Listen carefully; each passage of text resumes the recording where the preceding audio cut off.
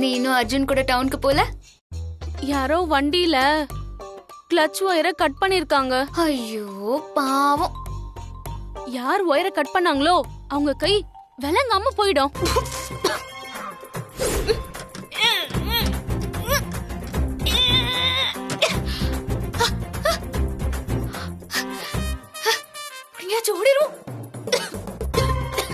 அது மட்டும் இல்ல, காலம் விளங்காம போயிடும். ஸ்வேதா, எதுக்கு இப்படி அனாவசியமா சாப விடுற? வெறும் 200 ரூபாய் ஒயரு, அதுக்கு போய் கையெல்லாம் விளங்காம போணுமா? இதெல்லாம் உனக்கே ஓவரா இல்ல? அக்கா, உனக்கே தெரியும் நான் அர்ஜுன் மாமா கூட போக எவ்வளவு ஆசையா இருந்தேன்னு. அதை கெடுக்கணும்னு நினைச்சா நான் அப்படிதான் சாபம் விடுவேன். அட பைத்தியமே, ஒயர்லாம் யாராவது கட் பண்ணி விடுவாங்களா? அதுவா இருந்திருக்கும். இதுக்கு போய் டென்ஷன் ஆயிட்டு இருக்க. சரி வா, ரூமுக்கு போலாம். ஹே வாடி போலாம்.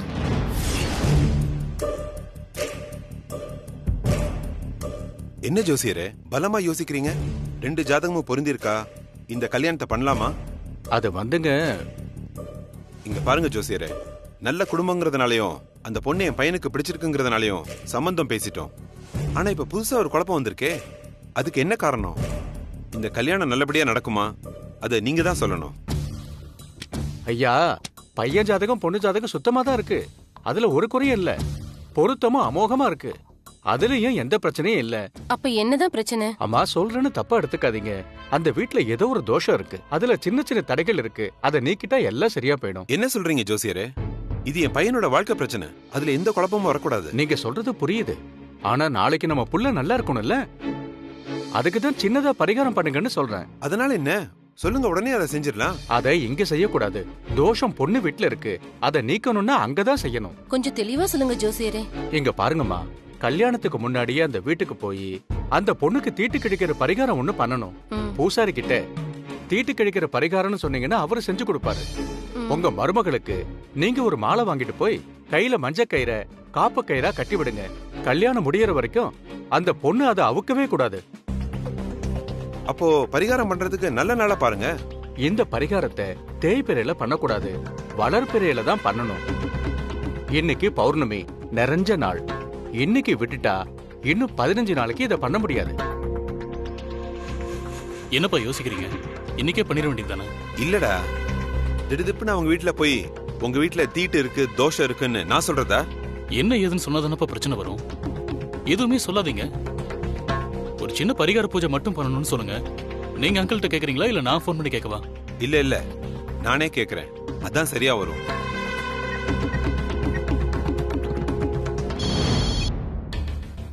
சொல்லுங்க சம்பந்தி, நல்லா இருக்கீங்களா? நான் நல்லா இருக்கேன். ஒரு முக்கியமான விஷயம் பேசணும். எதுவா இருந்தாலும் தயங்காம சொல்லுங்க. இல்ல, நாம கல்யாணம் திடீர்னு நிச்சயம் பண்ணிட்டாதால அது நல்லபடியா முடியறதுக்கு ஒரு பரிகாரம் பண்ணணும்னு ஜோசியர் சொல்லிட்டாரு. அதை செய்யறதுக்காக நாங்க இன்னைக்கு அங்க வரலான் இருக்கோம். உங்களுக்கு சௌரியம் தானே? என்ன சம்பந்தி கேள்வி? நீங்க எப்ப வேணாலும் வாங்க. நான் கழுவி வீட்டை சுத்தம் பண்ணி வைக்க சொல்றேன். நீங்க என்ன பண்ணணும்னு சொல்றீங்களோ அதை சிறப்பா பண்ணிடலாம். ஓகே சம்பந்தி, பூஜைக்கு எல்லாத்தையும் ரெடி பண்ணிட்டு நாங்க அங்க கிளம்பி வரோம். சரிங்க. மஞ்சுளா. சரிங்க ஐயா. சரி, நீங்க சொன்ன மாதிரியே எல்லாத்தையும் பண்ணிடுறோம். அப்ப நான் உத்தரவு வாங்கிக்கிறேன். சரிங்க ஐயா, வரேங்க. போயிட்டு வாங்க. என்ன இப்படி சொல்லிட்டாரு? புரியலையே. இதோ வந்துடுறேன்.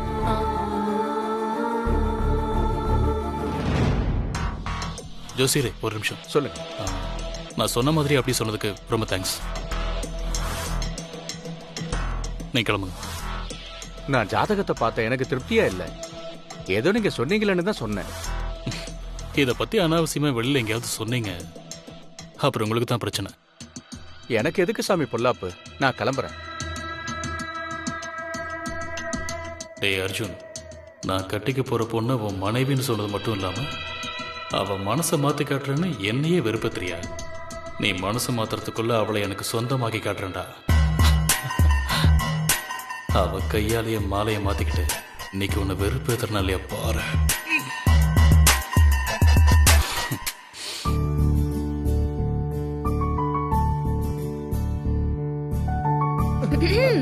என்ன வண்டியே இல்லனாலும் எப்படியோ போய் எல்லாத்தையும் வாங்கிட்டு வந்துட்ட போல இருக்கு. 1000 கைகள் மறைத்து நின்றாலும் ஆதவன் மறைவதில்லை வசு. அடேங்கப்பா. பின்ன வண்டி இல்லைன்னா வேலை நடக்காதா என்ன? பஸ்ல போவேன் இல்ல நடந்தே போவேன்.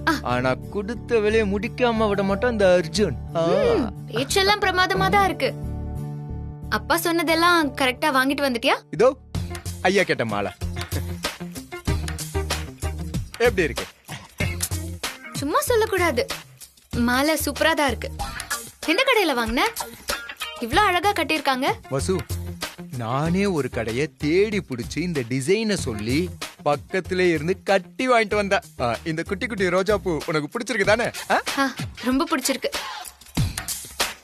அம்மா, எனக்கு ரோஜா பூ பிடிக்கும்னு உனக்கு எப்படி தெரியும்? என்ன வசு, எத்தனை வருஷம் ஒன்னா வாழ்ந்திருக்கோம், இது தெரியாம போயிடுமா? ஏய், என்ன வளர்ற? இல்ல, இந்த மாதிரி குட்டி ரோஜா பூனா என் வசுக்கு ரொம்ப பிடிக்கும். அதனால உனக்கும் பிடிச்சிருக்கும்னு சொன்னேன். மறுபடியும் உன் கதைய ஆரம்பிச்சிட்டியா? வசு, என் கதை உன் கதை நமக்கு 2 கதைலாம் இல்ல, ஒரே கதை தான்.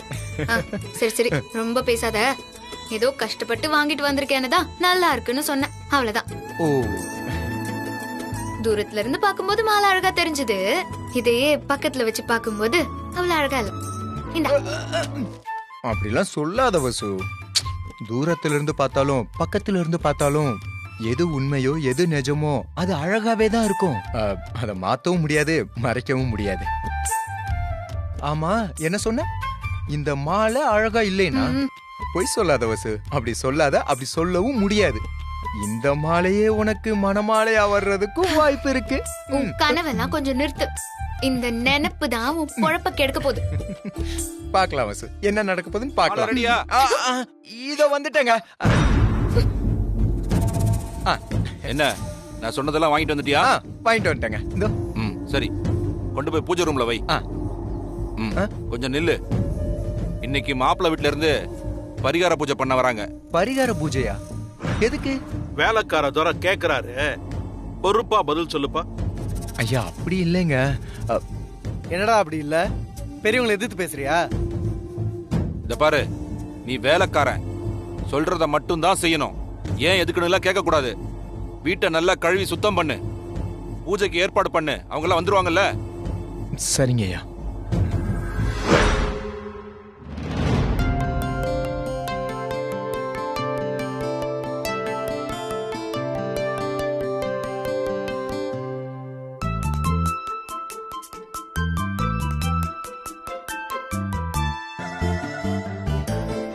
அப்படி என்ன பரிகாரம்? பொண்ணு வீட்டுல வந்து பண்ற பரிகாரம்? இது வரைக்கும் நான் இதை கேள்விப்பட்டதே இல்லையே. எதுவா இருந்தா என்ன, நம்ம வேலையை பார்ப்போம். கடவுளே. வாங்க சம்பந்தி. வாங்க. தேவையில்லாம உங்களுக்கு இந்த நேரத்துல தொந்தரவு கொடுத்துட்டோம். அப்படி எல்லாம் சொல்லாதீங்க. இது உங்க வீடு. நீங்க எப்ப வேணும்னாலும் வரலாம், எப்ப வேணாலும் போகலாம். என்ன சொல்ற சுந்தரம்? ஆமாப்பா. அம்மா, இந்த மாலையை எடுத்துட்டு போய் பூஜை ரூம்ல வச்சுட்டு வாங்க. பூஜை ஆரம்பிக்கும் போது எடுத்துக்கலாம். சரிங்க. குடுமா கொடுங்க. சம்பந்தி, என்னாச்சு திடீர்னு பரிகாரம் அது இதுன்னு? நீங்க எதுவும் தப்பா நினைச்சுக்காதீங்க. அவசர அவசரமா கல்யாணம் ஏற்பாடு பண்றோம். இதுல தேவையில்லாம எந்த பிரச்சனையும் வந்துடக்கூடாது பாருங்க.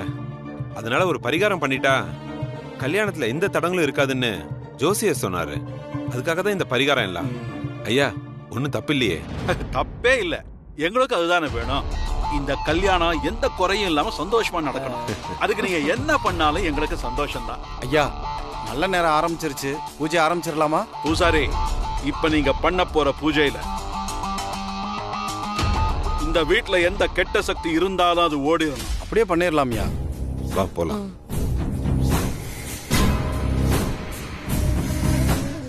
இந்த பரிகாரமே உனக்கு தாண்டா. இங்க நடக்கிறதெல்லாம் பார்த்து கடுப்பாயி நீ இந்த வீட்டை விட்டே ஓடணும். ஸ்வேதா, அம்மா, இத போய் பூஜை ரூம்ல வைமா.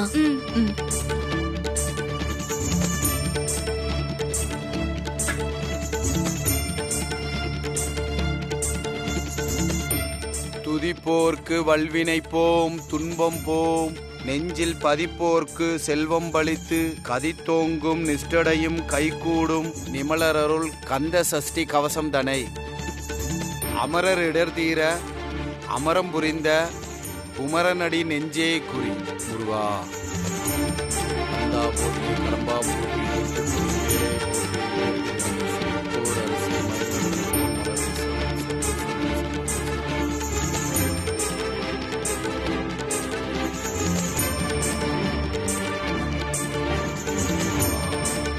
ஐயா கல்யாண பொண்ணை வர சொல்லுங்க.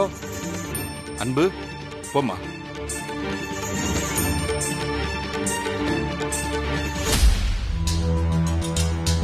அன்பு போய் உட்காரு.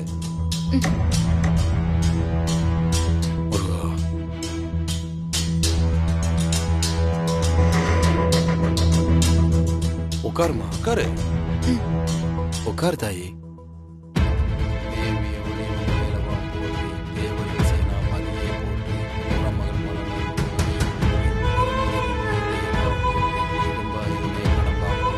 அம்மா இந்தாம்மா போடு.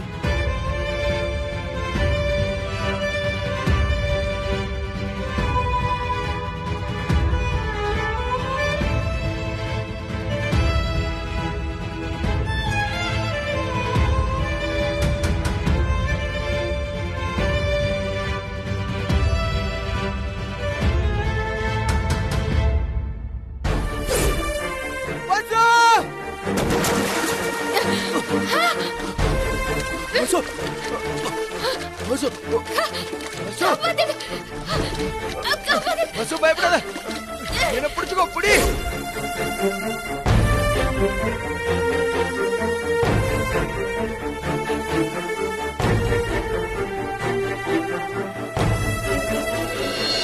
அம்மா அந்த பூஜைக்கான மாலை எடுத்துட்டு வாங்க. சரிங்க சாமி. போய் எடுத்துட்டு வா. எடுத்துட்டு வரேன்.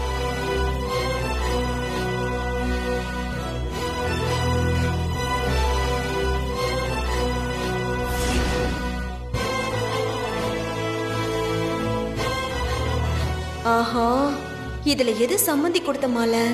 அதுக்குள்ள மறந்துட்டனே. சீக்கிரம் எடுத்துட்டு வா மஞ்சளா. சரி, ரெண்டும் மாலை தானே, ஏதோ ஒரு மாலை.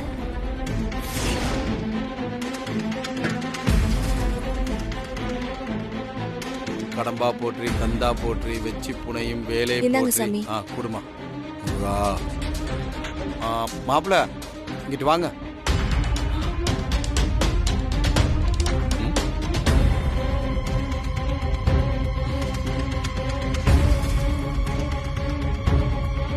நம்ம கார்த்திக் மாப்பிள்ளை கலை வந்துருச்சுல்ல?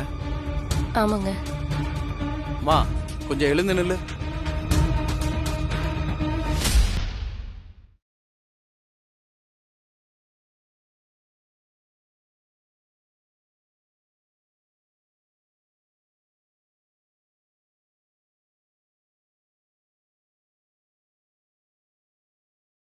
முருகா. மாப்பிள்ள இந்த மாலையை போடுங்க.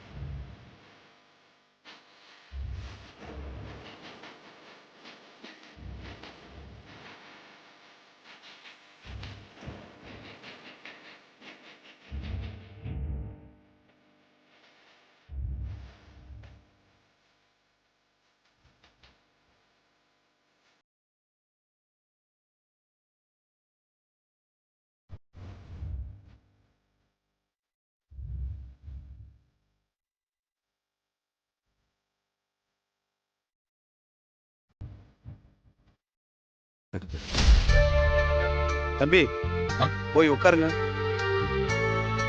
அப்பா மாப்பிள்ளையோட அம்மா வாங்க.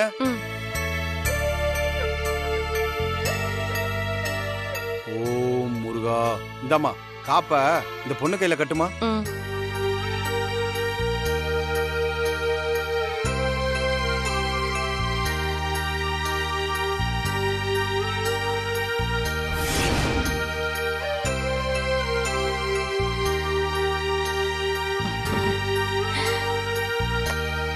இனிமே நீ எங்க வீட்டு பொண்ணு, மகராசி இருமா. நல்லபடியா காப்பு கட்டியாச்சுமா. இனிமே கல்யாணத்துல எந்த தடங்களும் வராது.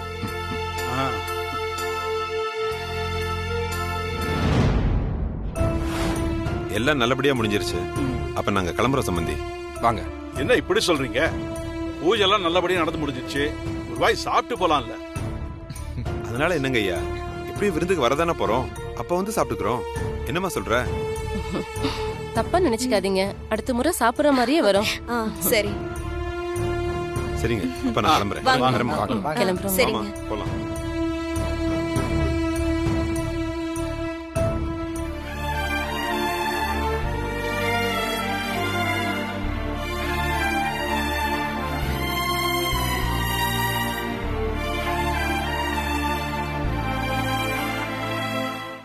இங்க ஏதோ புகைற மாதிரி வாசனை அடிக்குதே. யாரோட வயிறோ தான் எரியுது. ஹே, இப்படி சிரிச்சா நீ ரொம்ப நல்லவன்னு நான் ஒத்துக்குவேனா? ஐயோ வசு, உண்மையிலேயே புகையிறது ஐயர் ஏத்தி வச்ச ஊதுபத்தி. நல்ல வாசனை. அத அப்படிலாம் கிண்டல் பண்ணக்கூடாது. ஓஹோ, சூப்பரா நடிக்கிற. கார்த்தியன் கழுத்துல மாலை போடுறத பார்த்துட்டு நொந்து போய் ஃபீல் பண்ணிட்டு இருக்க. கேட்டா சிரிக்கிற. எதுக்கியா உனக்கு இந்த வேண்டாத பில்டப்? வசு, நான் என்ன சின்ன குழந்தையா இந்த விளையாட்டெல்லாம் பார்த்து பயந்து அழுகுறதுக்கு? காலம் எப்பவோ எனக்கு சாதகமா மாறி போச்சு. இனிமே நான் போடுற ஒவ்வொன்னும் தாயம்தான். கார்த்திக் இன்னைக்கு எனக்கு மாலை போட்டாரு. அவங்க அம்மா எனக்கு காப்பு கட்டி விட்டாங்க. இதெல்லாம் என்ன உனக்கு விளையாட்டா? சரி, அப்படி சாருக்கு என்ன தாயம் விழுந்து இப்போ ஜெயிச்சிட்டு இருக்காருன்னு நான் தெரிஞ்சுக்கலாமா? இங்க பாரு வசு, நான் நினைக்கிறதெல்லாம் முழுசா உன்கிட்ட சொல்ல முடியாது. ஆனா சாம்பிளுக்கு ஒன்னே ஒண்ணு சொல்றேன். கார்த்திக் போட்டதா சொல்லி மாலையை கழுத்துல போட்டிருக்கியே, அத கொஞ்சம் நல்லா உத்து பாரு. பாத்துட்டேன். என்ன இப்போ? வசு, நானே கடைக்கு போய் கடையில உட்கார்ந்து ஆர்டர் பண்ணி என் கையால வாங்கிட்டு வந்த உனக்கு ரொம்ப பிடிச்ச குட்டி குட்டி ரோஜா பூ மாலை. நாம 2 பேரும் ஆசைப்பட்ட மாலை. அதான் உனக்கு கிடைச்சிருக்கு. இதுல இருந்து என்ன தெரியுது? நீயும் நானும் ஒன்னா சேர போறோம்னு தெரியுது. இது விதி வசு. கடவுள் விளையாடுற சுவாரஸ்யமான ஒரு விளையாட்டு. அதுல நமக்கு தேவை வெறும் நம்பிக்கை மட்டும்தான். நம்பிக்கை இருந்தா ஆட்டோமேட்டிக்கா ஆண்டவன் சேர்த்து வச்சிருவான். எனக்கு நம்பிக்கை இருக்கு, உனக்கும் சீக்கிரம் வரும். அப்ப யாரு நினைச்சாலும் அதை தடுக்கவும் முடியாது, யாரு நினைச்சாலும் மாத்தவும் முடியாது. புரியுதா? மாலை அழகா இருக்கு உனக்கு.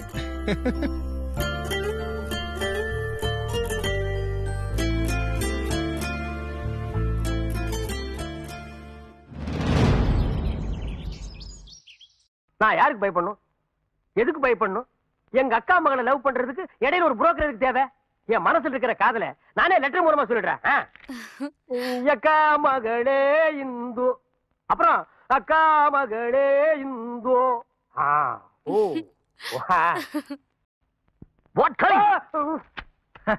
அந்த பூ மேட்டர் ஒர்க் அவுட் ஆச்சு போட்டுருக்கு.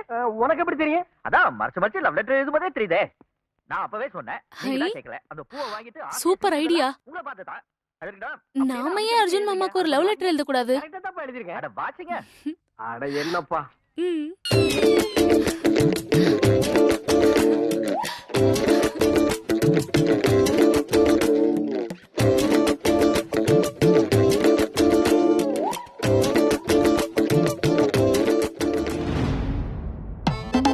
முன்ன பின்ன லவ் லெட்டர் எழுதி பழக்கமே இல்ல. என்ன பண்ணலாம்? சரி, பிள்ளையார் சொல்லி போட்டு ஆரம்பிப்போம். வேண்டாம் வேண்டாம் வேண்டாம். பிள்ளையார் பிரம்மச்சாரி. நம்ம சாதாரணமாவே ஆரம்பிக்கலாம். அன்புள்ள அர்ஜுன் மாமாவுக்கு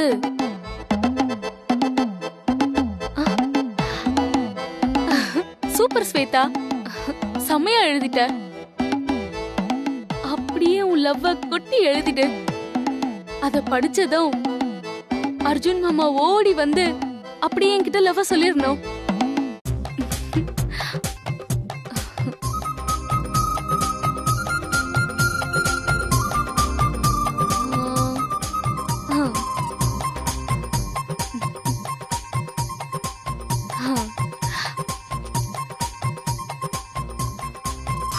என்னடி ரொம்ப சீரியஸா எழுதிட்டு இருக்க? அக்கா நீ வந்துட்டியா? உன்னதாங்க எதிர்பார்த்துக்கிட்டு இருந்தேன். என்ன எதிர்பார்த்துட்டு இருக்கியா? ஆமா. அது சரிடி, என்ன நீ எழுதிட்டு இருந்த அத சொல்லு. அக்கா அது வந்து லவ் லெட்டர். என்னது லவ் லெட்டரா? ஆமாங்கா.